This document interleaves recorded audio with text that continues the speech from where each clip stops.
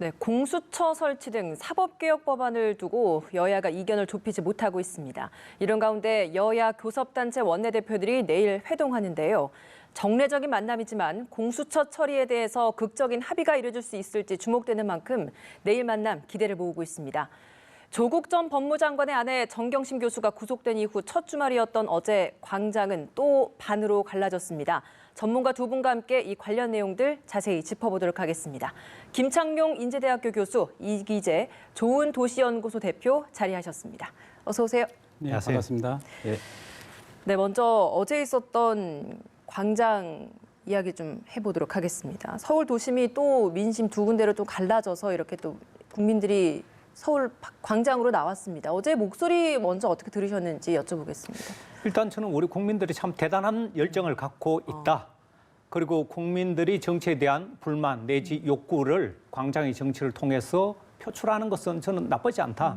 다만 이런 과정 속에서 정치인들이 귀담아 들어야 할 내용들이 많이 나왔는데 정치의 실패가 국민들을 광장으로 불러들였다는 점에 있어서 정치가 뭘 잘못했는가, 여의도 정치의 실패가 준 하나의 교훈이 있는데요. 거기 욕구들을 중에서 보면 검찰 개혁이 시대적 과제로 꼽히고 있습니다. 이런 부분을 과연 제대로 담고 있는지, 그건 이제 정치의 몫이고 좀 전에 말씀하셨던 국회에서 이제 이 부분을 가지고 논의해야 되는데, 이런 국민들의 줄기찬 욕구, 저는 이 여론 정치를 만들어가는 국민들의 광장 정치, 건설적으로 보고 있습니다. 네, 국민의 목소리 사실 지금 여의도 서초동에서 나오는 것도 있고 광화문 광장에서 나오는 것도 있거든요. 그럼 광화문 광장의 목소리는 좀 어떻게 듣고 계신가요? 저는 광화문 광장의 목소리나 서초동의 목소리나 그것도 여론이고 이것도 여론이기 때문에 그것을 수렴하는 방법으로, 그래서 정치는 모든 행정을 지도하고 지배하지 않지 않습니까? 지도하면서 여론 정치라는 것은 바로 이쪽 저쪽의 목소리를 수렴해서 그것을 법과 제도로 만들어내는 것인데, 사실 그런 부분이 제대로 안 돼서 이쪽 저쪽에서 날것의 목소리가 나오고 있는 것이죠. 예, 알겠습니다. 대표님께서는 어떻게 듣고 계십니까? 예, 제가 지난 주말에 광화문 광장에 다녀왔습니다. 철야 시위 현장을 갔다 왔는데 정말 안타까웠습니다. 왜냐하면 날씨도 이제 쌀쌀해졌는데 정말 차가운 아스팔트 위에서 담요와 비닐로 보온을 하면서 밤새워서 주장을 하고 또 기도를 하는 모습을 보면서 국민들이 이렇게 간절하게 원하고, 또 이 목소리도 또 한 군데도 아니고 또 서초동에서 또 여의도에서 이렇게 갈라져 있는데 정말 정치권은 무엇을 하고 있느냐, 왜 어떻게 국민들을 이렇게 자꾸 거리로 내몰고 있느냐, 이런 문제에서 정말 안타까웠습니다. 지난 주말에 다녀오셨다고 하는 게 그럼 어제 금요일, 토요일 1박 2일 쉬었었죠. 다녀오셨던 건가요? 그러면 사실 이게 어제가 조국 전 장관의 부인인 정경심 교수가 구속된 이후에 첫 주말이었잖아요. 분위기 좀 어땠는지도 궁금하고요. 그리고 왜 이 구속된 이후에도 이렇게 계속해서 집회가 진행된다고 보십니까? 우선은 그 정경심 교수가 구속된 이후에 어제 광장의 목소리는 결국 그 조국 장관에 대한 구속, 그리고 문재인 대통령에 대한 심지어 이제 하야까지 이야기하는 이런 정도의 목소리였고요. 이러한 그 시위가 계속되는 이유는 제가 볼 때는 조국 장관의 사퇴 때 민주당과 정부에서 대통령이 보여준 모습, 이 문제를 잘 털고 넘어갔어야 되는데, 정말 반성하고 누군가 책임지고 이런 모습으로 정리가 됐어야 되는데 전혀 어떤 누구도 책임지지 않고 반성과 진솔한 사과도 없이 넘어가기 때문에 광장의 목소리가 계속 이어지고 있다고 봅니다. 예, 알겠습니다. 국회에서 해야 할 일을 해야 한다라고 앞서서 김 교수님께서 좀 언급을 해주셨습니다. 국회에서 내일 또 여야 3당 교섭단체 대표들 만나지 않겠습니까? 일단은 내일 만남에서는 어느 정도의 합의를 좀 끌어낼 수 있을 거라고 기대를 하시나요? 기본적으로 공수처를 둘러싸고 여야 입장이 첨예하게 대립하고 있습니다. 그 공수처 법안도 여당이 낸 법안이 있고, 소위 말하는 백혜련 의원 안과 권은희 의원 안이 있는데, 자유한국당은 지금 반대를 하고 있어서 자유한국당이 우려하고 있는 대통령의 또 다른 친위 수사대, 여기에 대한 불만, 우려, 저는 이런 것을 최대한 수렴해서 그렇지 않도록 하는 마지막까지의 저는 합의 정신을 도출해서 하도록, 저는 집권당에게 좀 더 최후의 순간까지 예. 노력해 보기를 기대하고요. 다만 그것이 되지 않았을 때는 예. 그다음 또 플랜이 준비되어 있어야 되겠죠. 한국당의 우려를 수렴해야 한다라는 건 좀 어떤 방향을 좀 말씀을 하시는 건가요? 말하자면 한국당에서 우려하는 부분은 공수처장 임명 과정에서 예. 자칫 공수처장이 대통령이 입맛대로 뽑게 되면 예. 임명하게 되면 그야말로 공수처가 또 다른 괴물이 되지 않을까.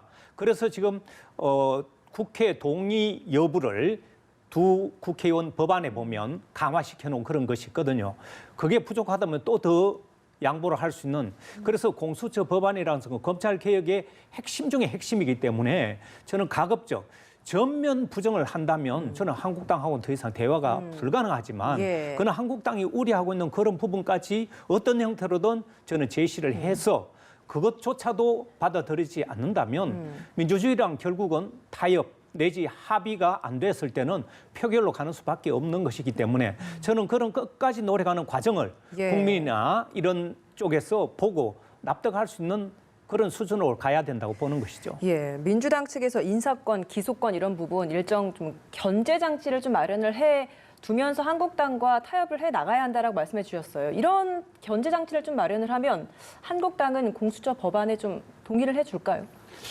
제가 볼 때는 그렇게 하기에는 시기를 많이 놓쳤다고 생각합니다. 왜냐하면 인사권 문제나 어떤 그 공수처의 권한 문제를 조정하는 문제는 사실 이게 제기됐던 것들이 공수처 제기됐던 것들이 DJ 정부부터 시작해서 굉장히 오래됐잖아요. 예. 그 과정에서 어떤 긍정적 측면뿐만 아니라 부정적 요소들이 끊임없이 검토되면서 지금까지 왔는데 그런 부분들에 대한 진솔한 이야기 없이 바로 공수처에 대한 압박, 처리에 대한 압박으로 들어왔기 때문에 제가 볼 때는 한국당 입장에서는 공수처에 대해서 일말의 타협 여지도 없을 것 같습니다. 근데 지금 같은 상황에서는 10월 29일 이제 우선 처리하는 부분은 사실상 좀 물 건너간 것 같고요. 그렇다고 그러면 봐야죠. 추후에 같이 좀 처리를 하게 된다라고 한다면 그때는 좀 협상을 할 수 있을 거라고 보시는지요? 저는 그때도 불가능할 거라고 보고요.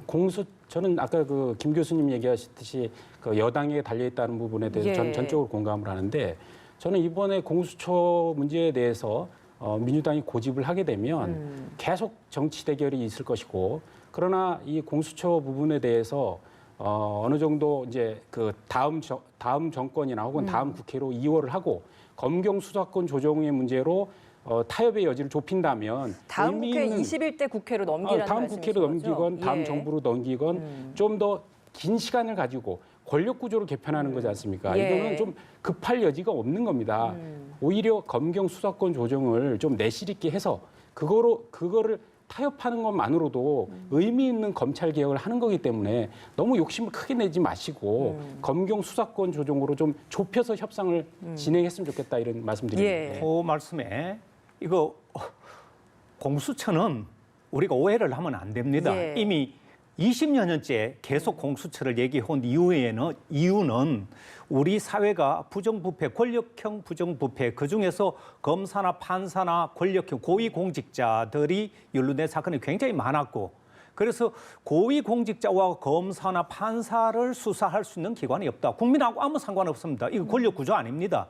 권력형 비리를 어떻게 하면 최소화시킬 수 있을까? 그 대안으로 나온 것이 바로 공수처라는 것이고 이미 토론이 20여 년째 계속되어 왔기 때문에 이것에 대해서 얘기가 부족하다. 이건 내용을 다시 한번 살펴보시면 그 내용은 아니라는 점을 말씀드리고요. 국민의 어떤 비리하고는 아무 상관없습니다. 그리고 예. 국제투명성기구에서 우리나라 부정부패 지수가 1인당 국민소득에 비해서 너무 높다.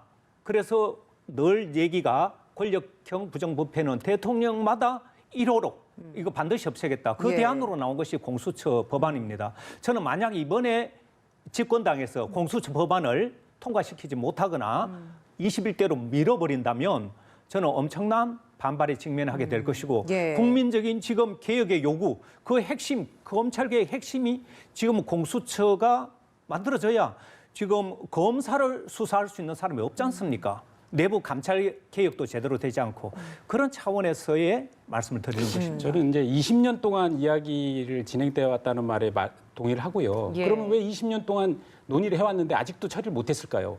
그게 다 이유가 있는 겁니다. 뭐냐면 공직자 비리를 수사해서 정의를 세우자는데 반대할 국민도 없고 어느 누구도 없습니다. 반대할 사람들이. 그러나 그거로 인한 역기능, 새로운 권력을 만들었을 때 그 권력을 누가 통제할 것이냐.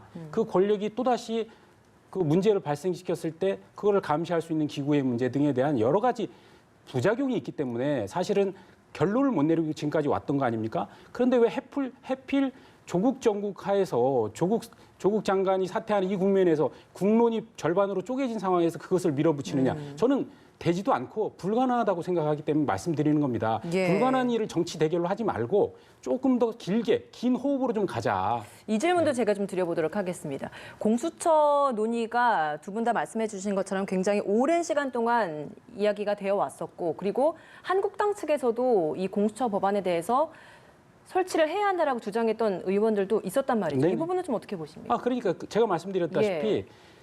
공직자 비리를 수사해야 된다는 문제에 대해서 특히 검찰의 내부에 문제가 발생했을 때, 예. 뭐 스폰서 검사라든가 이런 문제가 나왔을 때 항상 제기돼 왔던 것들입니다. 그래서 자 이걸 어떻게 처벌할 것이고 어떻게 감시할 것인가의 문제를 다뤄야 된다는 점은 분명히 맞고요. 예. 그것은 그 시간을 가지고 충분히 검토하자 이런 겁니다. 왜 하필 이 조국 정국 이후에 국론이 완전히 국민들이 절반이 쪼개져 있는 상황에서 그 이슈를 다시 끌고 나오면 절대 해결도 되지 않고 알겠습니다. 정쟁만 된다 이거죠. 예.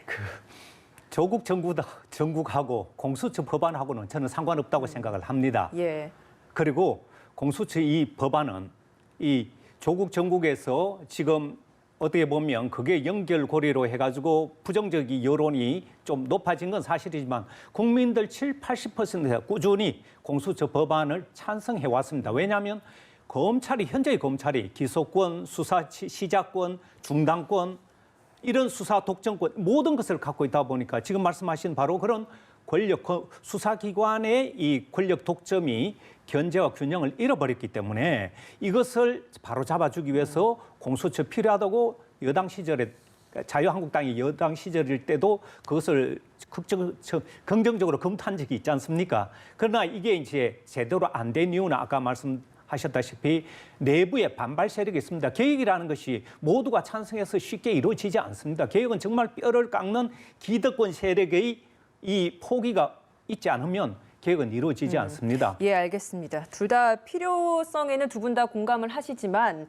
시기적으로 있는 것들에 대해서 좀 여론을 두 분 다 좀 다르게 지금 해석하고 있는 부분이 좀 있는 것 같다는 생각이 듭니다. 이 질문도 드려보겠습니다. 여야가 만약에 합의를 해내지 못한다면 이게 결국에는 문희상 국회의장이 부의를 하게 되는 것 아니겠습니까? 합의를 하지 못하고 이렇게 국회의장이 처리를 하는 것에 대해서는 어떻게 생각하십니까? 저는 마지막까지 합의에 최선을 다하고 정말 집권당의 책임이기 때문에 야당의 그런 반발이 예상될수록 더욱 진솔한 노력을 해야 된다고 보지만 예. 그러나 한 야당이 반대한다고 해서 그것을 포기하거나 21대 국회에 넘긴다는 것은 저는 무책임한 예. 그런 결론이 나오기 때문에 국회의장의 그런 시도 자체를 저는 불가피한 선택이라면 할 수밖에 없다 이렇게 생각합니다. 다른 야3당들과도 민주당이 지금 공조를 할 것 같습니다. 뭐 다양한 방면으로 지금 만날 것 같은데 지금 현재까지의 분위기를 좀 봤을 때는 야3당이 좀 같이 좀 협조해 줄 것 같으신가요? 야3당은 지금 선거법제와 맞물려 있기 때문에 이 선거제 개혁을 해주면 공수처도 해주겠다는 그런 어떻게 보면 조건부 비슷한 것이 돼 있어서 저는 그럴수록 지금 여당의 노력이 굉장히 저는 중요하다고 생각하는데요.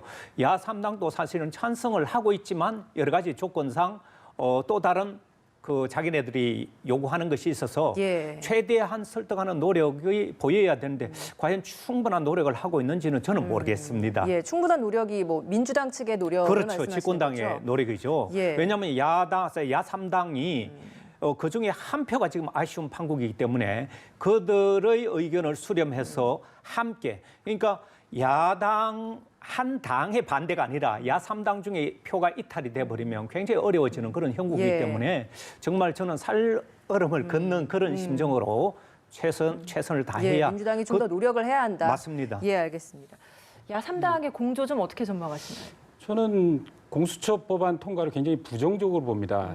현실적으로 어려울 것이다 이렇게 내다보는데 왜냐하면 단순하게 표결로만 본다면 민주당이 128석을 갖고 있고 149석을 확보하면 찬성표를 확보하면 되기 때문에 21석만 바른미래당이나 뭐 대한신당이나 민평당 쪽에서 확보하면 예. 되겠죠. 정의당이나. 근데 이게 단순하게 이렇게 표결로만 이렇게 표수로만 보면 그렇지만 실제 제가 볼 때 어렵다는 게 두 가지인데 첫 번째는 우선은 과연 그 야당 공조가 이어질 것이냐 이런 문제에서 선거법이 연관돼 있습니다. 이번에 어쨌든 그 공수처를 먼저 통과시키지 못한 것도 그 공조했던 야당들이 선거법을 같이 병행하자고 얘기했기 때문에 그런 거 아닙니까? 예. 그러면 이제 선거법과 관련해서 지금 그 국회의원 수를 330명으로 늘리자는 안이 또 제기되고 있습니다. 이게 쉽지 않다. 그 야당의 공조를 이뤄내기 어렵다는 거고 두 번째는 한국당이 가만히 있지를 않을 겁니다. 왜냐하면 의석수로는 110석밖에 없지만 지난번에 패스트트랙 이 안이 그 상정될 때만 해도 국회에서 정말 난장판이 일어났는데 이게 만약에 본회의 통과된다? 저는 한국당이 이거를 그냥 용납하지 않을 것이고 그럼 또 그런 모습이 또 나올 수도 있다고 당연히 보신다는 재발할 것이고 이제 그 광화문의 민심이 예. 광화문의 시위 행렬이 아마 국회를 포위할 거라고 저는 생각합니다. 그래서 알겠습니다. 이런 게 쉽지 않다. 예, 알겠습니다. 총선과 관련된 이야기를 좀 이번에 좀 여쭤보도록 하겠습니다. 내년 총선과 관련해서 지금 민주당 내에서 초선 의원들의 불출마 선언이 잇따르고 있습니다. 이 움직임 어떻게 보고 계시고 당 지도부 차원에서는 어떻게 좀 대응해 나갈 거라고 보시나요? 저는 그 민주당 집권당 입장에서는 지금 그야말로 이 쓸만한 초선 의원들이 그만두는 것이 아니라 그만두면서 내놓는 얘기가 지도부에 대한 무능 내지 지도부가 능동적으로 적극적으로 움직이지 못하는 그런 부분에 대해서 불만을 제기했단 말입니다.